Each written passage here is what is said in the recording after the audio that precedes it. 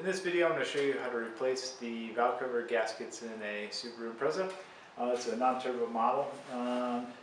It's a fairly easy task in general. The thing that makes it difficult for Subaru is that you have two valve cover gaskets, two valve covers, one on either side of the engine, and so you have a lot of stuff in the way. So in general it's not that hard, but for the Subarus it is a little bit more difficult than other cars, but really not that bad.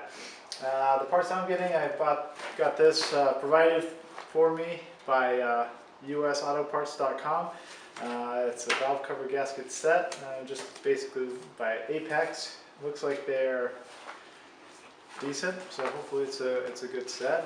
I'm going to try to get it installed now. Looks like it has all the parts, both sides, for I think it was like 25 bucks, which isn't too bad. So usually it's like 20 bucks a side. So, all right, let's get started. So the tools you need for this is a 10mm ratcheting socket. Only on a couple bolts it's helpful to get to. 10mm ratcheting wrench is extremely helpful. I found this is one of my favorite tools, ratcheting wrenches, especially this style with the kinked neck. Screwdriver, this is just to kind of pop the valve covers off and some of the other little gaskets. When you're running, you don't want to scratch it. You need some rags, and you're going to need maybe some cardboard to put underneath the car if you're working in like a garage, because once you pop those valve covers off, the oil's going to kind of trickle out of them. The other thing you want the rags for is, and I'm not going to mention this in the video as I'm doing it, but you're going to wipe the face, you know, where the gasket seats against the head there to, you know, just take any dirt off or anything like that, and also just for your hands and such, but you want to kind of get that area clean. Basically we'll start by taking off the air box right here, and we'll move it off to the side, like so. There's a new air filter, and we'll put that off to the side. So that should gives me enough access on this side. On this side, I'm going to remove this. It's actually fairly easy. It's just these two bolts here, 10mm, and this whole thing actually kind of moves out of the way, like so. And I'm going to pull the spark plug wires off, like so. And I'll do the same thing to the other side. Starting on the passenger side, we zoom in a little closer here. Might be hard to tell, but basically you'll see bolts like these. You can see oil here. That means that this gasket around the is leaking, so that's definitely a sign that this thing's getting old. There's going to be 5 screws. There's 2. There's one in the just offset from the middle, right underneath my finger here. Another one, and then one at the bottom. Move those, and then looks like there's a bolt right here on the side, and this thing should pop off. It's a 10mm socket. Alright, so it's 5 bolts. Came out easy. They have these little rubber gasket things on them. There's a 6th one on the side here, where it connects to the timing belt cover. And then you just take a little screwdriver, kind of pry it just gently, and the thing comes off. Oh, you have to disconnect this as a PCV valve. So this squeeze right here, pull it up, and then we'll take the gasket off. Now the thing to note is that the screws on the top are longer than the ones at the bottom and in the middle, so just keep those separated. That way, if you because you don't want to forget that, it'll probably screw things up when you try to put it back in. Okay, so now we're just going to pull it off. We'll clean it up a little bit. We'll put the new gasket in. Alright, valve cover's off. Here's the old gasket. Here's the old spark plug tube gaskets. So these things are all old and hardened.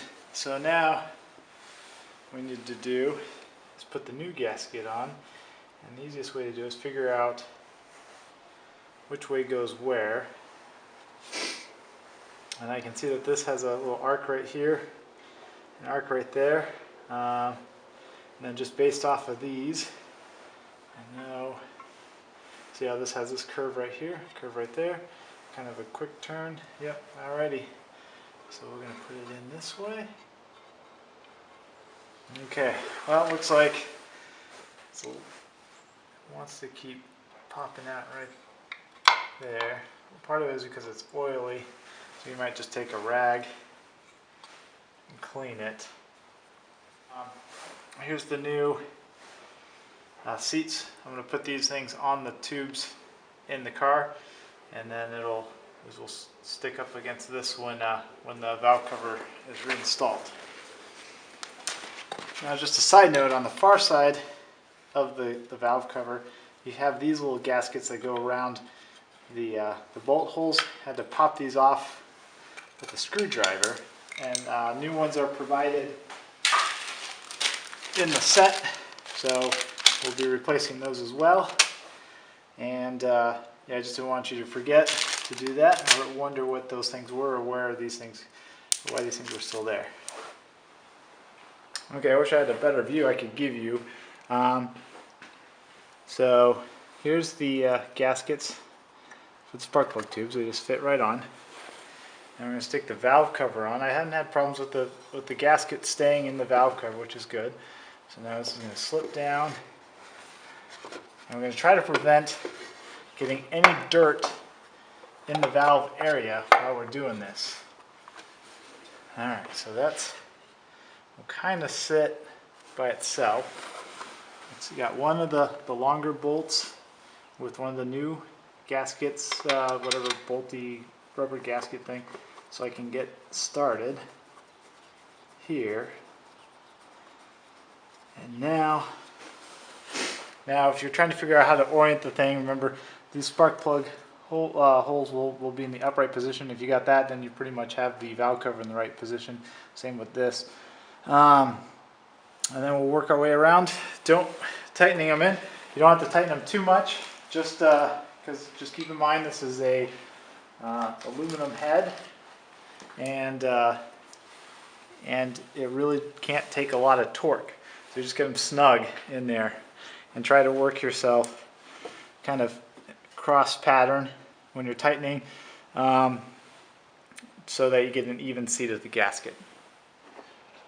Okay, the driver's side has a little bit more of accessibility issues. So if we zoom in with the camera, and I can't get it on a tripod and still be able to see down in there, we can see the valve cover. I've already removed the positive crank pressure hose. I've pulled out the spark plug wires. I undid all the bolts. Now, one thing that also has to be done, so we have the tank still in the way, this is the washer fluid, is this right here. The oil fill nozzle or thing is actually attached to the valve cover. So that's two 10mm bolts on either side. This has to be removed first. And then instead of 6 bolts like on the passenger side, there's only 5. So you get the 5. There's no bolt connecting it to the timing belt cover like on the passenger side. So other than that, the bottom right bolt was the hardest one to get out, and I used a little bit of a wrench and just kind of wiggled in a socket in there, but you could just use like a ratcheting wrench, might work well also. And then yeah, pretty much we'll remove that. There'll be 2 rubber gaskets that are included in the set, and then we pull the valve cover out. It'll be a little bit more difficult with all this extra stuff in the way that you don't have on the passenger side. Reinstalling the neck in which you pour the oil back into the engine isn't that hard, but it's a little complicated to see where the, I don't want to, it's back in there. So here's what it looks like outside of the car. And then just going to make sure you feed it back in. And it's not too complicated. I just wanted to not scare anybody as far as this part goes. There's a little O-ring on the end, and sorry, the focus, which seals. So you just want to make sure that's clean. Alright, you can see that I've buttoned up the driver's side here again, so make sure you hook up that positive crank pressure tube that was at the top of the valve cover. This thing gets put back on. There's a little clip that you can put this wire harness back into that wire bundle there.